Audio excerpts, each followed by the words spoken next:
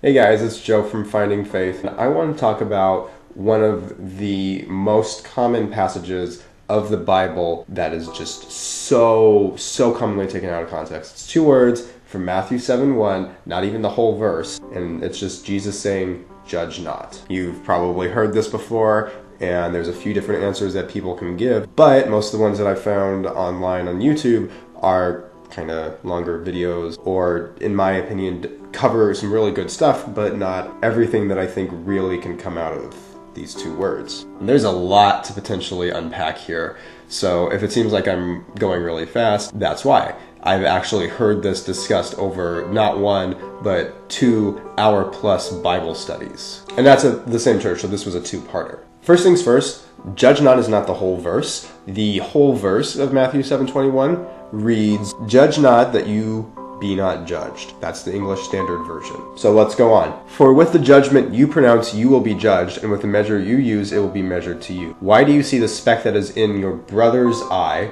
That's a key word there. "But do not notice the log that is in your own eye. Or how can you say to your brother, 'Let me take the speck out of your eye,' when there is a log in your own eye? You hypocrite. First take the log out of your own eye, and then you will see clearly to take the speck out of your brother's eye." So first of all, let's just talk about the elephant in the room. Jesus can be really funny sometimes, and he's actually using Greek dramatic irony there. You literally have an image of someone with a giant log trying to go up to someone, probably hitting them in the face with this log that's coming out of their own face as they're trying to take out this little speck. And it's just a funny image. More than that, Jesus doesn't say to never judge. He's saying judge not that you be judged, because he's going on later in there and he's saying you have the opportunity to correct someone, but that someone should be your brother. It should be someone that you know personally. And Jesus goes on within this chapter actually talk about being wary of false prophets, to understand that there's a narrow gate and there's a wide gate. One leads to destruction, that's the wide gate, and then the narrow gate leads to life. It talks about healthy trees bearing good fruit,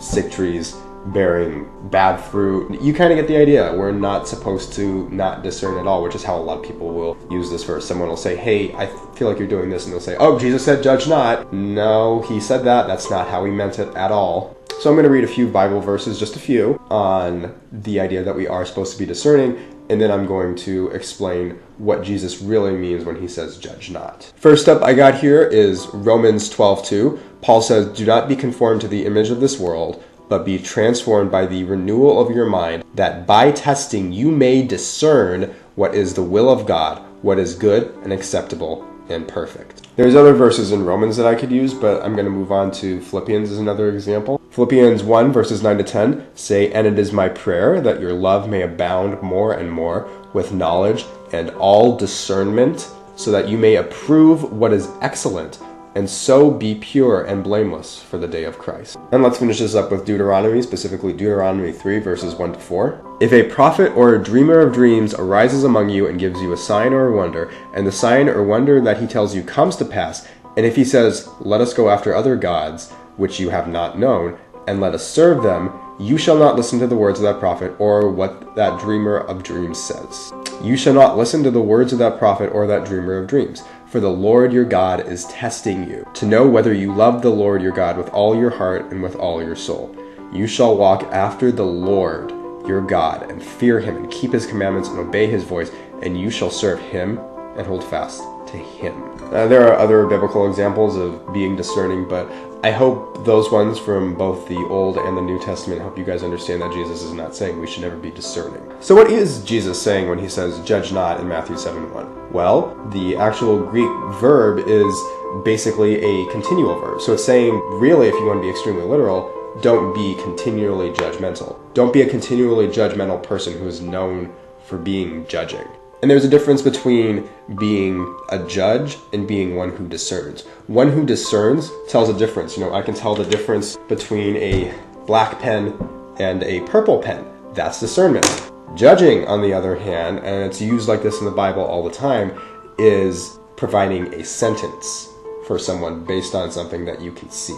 Back to my pen example, judging would be saying, this purple pen is not as good as this black pen, so I'm going to hold this in esteem and not hold this in esteem, talk good things about this one, bad things about this one. By the way, I like this pen better than that one. I was just using it as a random example.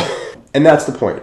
And the problem is that there are so many Christians who are continually judgmental. There are so many people who are continually judgmental, and that is not how we are meant to be. Yes, we are meant to discern, but when we go to someone, we are meant to kind of look at ourselves first. You know, that's the whole take the speck out of your brother's eye after you take the log out of your own eye. And if you're not going to someone in a gentle way, then you're being judgmental, or you still have something going on. None of us can be perfect in how we approach other people, and it's hard, and other people may not receive us well. It's a risk we have to take sometimes, but we can still go about it in as loving a way as possible so that we can be as blameless as possible in this. So I hope that provided some clarity in a relatively short period of time, and thank you guys so much for watching. Have a blessed day or a blessed night, and I will see you guys in the next video. And remember, judge not continually. Hope that helps.